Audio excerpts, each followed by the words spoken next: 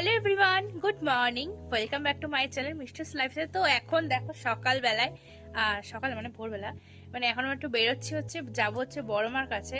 তো বাড়ির সবাই মিলেই যাবো। তো চলো যেতে, সাথে আমার সুইট হার্ট। কিন্তু ভোরের আলোটা ফুটছে আর আমি না, আমরা কিন্তু এখন বেরিয়ে গেছি। শুধু না শীতকালে এখন শুধু জুতোর খড়মের খটখট আওয়াজটাই হবে। তো এখন কিন্তু চলে এসেছি ধামাইতলা থেকে। আমি কিন্তু একটাও রিক্সা পাইনি, সেই কারণে এখন চলে এসেছি হচ্ছে রাগপুর।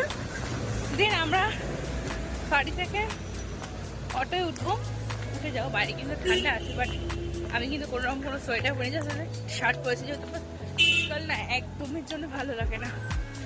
তো চলো, হাজিয়ে যেতে কথা হচ্ছে, ভাবেই গেছি হাঁটি না। এখন কিন্তু চলে এসেছি আমরা সোনারপুর স্টেশনে, আর সেখান থেকে আমরা 7:12 ট্রেন ধরে কিন্তু চলে গেছিলাম শিয়ালদাতে। আর শিয়ালদা থেকে কিন্তু আমরা নৈহাটি ট্রেন ধরেছিলাম। তো এখন কিন্তু আমরা শিয়ালদাতে চলে এসেছি, আর মানে সকালে ভিড় দেখো।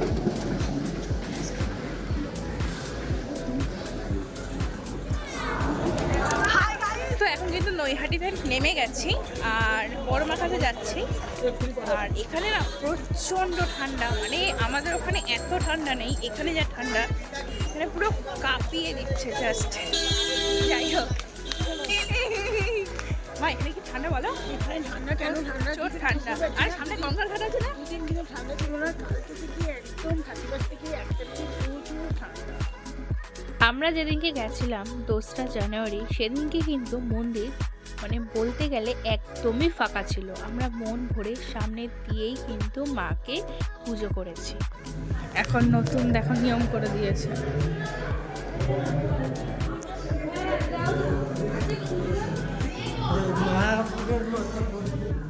আর তোমরা কিন্তু এটা বারবার জানতে চাইবে যে আমি কেন এতবার বড় মার কাছে, এতবার শ্যামসুন্দরী মায়ের কাছে যাই।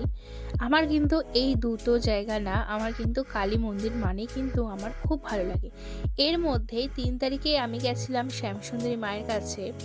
1 তারিখে বিভিন্ন রকম পার্টিগত ব্যাপারে ঝামেলা হওয়ার কারণে মা শ্যামসুন্দরীর মন্দির কিন্তু বন্ধ ছিল। আমি কিন্তু কোনো রকমই পুজো দিতে পারিনি, সেই কারণে আমার মনটা কিন্তু খুবই খারাপ। আমি জানতে চাইছি যে মা শ্যামসুন্দরীকে এখন কোথায় নিয়ে যাওয়া হয়েছে এবং মায়ের কোথায় পুজো হচ্ছে। তো এখানে কিন্তু পুজো দেওয়ার পরে দেখো আমরা কিন্তু সবাই মিলে ফেরিঘাটে চলে এসেছি। আমরা ভাই দেখো, এখানে দেখো চিপস দেখেছে, ছাগলগুলো ওর পিছনে পিছনে কেমন দৌড়াচ্ছে। এখানে কেমন দেখো মারপিটও করছে ছাগলগুলো। সেই কারণে মানে মজা খুব হয়েছে, বাট আমার কিন্তু খুব ভয় লাগছিল কেমন ওরা করছিল গুছিয়ে না। আর দেখো আমার মা কেমন ছুটছিল, মানে অস্বাভাবিক ব্যাপার। ওই দেখো, তো আমাদের কিন্তু পুজো দেওয়া হয়ে গেছে। আর দেখো এখন কিন্তু আমরা ফেরিঘাটে আছি, আর এত সুন্দর লাগছে, কি ঠান্ডা হাওয়া।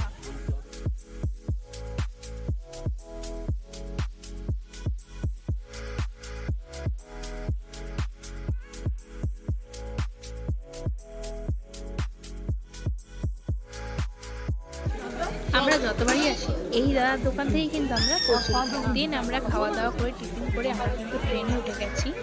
আবার কিন্তু আমরা বাড়ি যাচ্ছিলাম, সেই কারণে। আর দেখো এই ট্রেনটা কিন্তু ফাঁকা ছিল। আর দেখো মামিকে দেখো,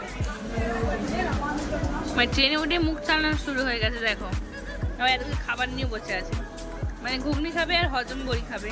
খাবি না? তুমি খাও, কেমন খেতে?